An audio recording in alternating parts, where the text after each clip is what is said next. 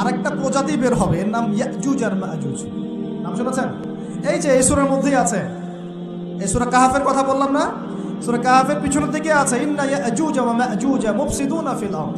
যুলকারনাইন বাদশার কথা পড়বেন, তিনি এই যে দেয়াল নির্মাণ করে দিয়েছিলেন লোহা এবং তামা দিয়ে, মনে আছে, পড়েছেন? আচ্ছা, এই ইয়াজুজ আর মাজুজ যখন বের হবে, পৃথিবীর পানি খেয়ে শেষ করে ফেলে দিবে। এর এত বেশি হিংস্র হবে যে এদের সাথে লড়াই করার মতো ক্ষমতা কোনো মানুষেরই থাকবে না। এমনকি ঈসা আলাইহিস সালামেরও নয়। ঈসা আলাইহিস সালাম তুর পাহাড়ে চলে যাবেন মুসলিমদেরকে নিয়ে, তুর পাহাড়ের ভিতরে মুসলিমরা সেখানে লুকিয়ে থাকবে, পৃথিবীর মেসাকার অবস্থা হয়ে যাবে, পৃথিবীর পানি খেয়ে শেষ করে ফেলে দিবে হিংস্র প্রজাতি। তখন ঈসা আলাইহিস সালাম আল্লাহর কাছে দোয়া করবেন, আল্লাহ এই বিভৎস এই জাতিকে ধ্বংস করো। আল্লাহ রাব্বুল আলামিন তখন ওই ইয়াজুজ আর মাজুজের এই কাঁধে, ঠিক কাঁধের মাঝখানে একটা ভাইরাস জন্ম দিবেন। কি জন্ম দিবেন? ওই যে বলি না, মহামারীর ভাইরাস।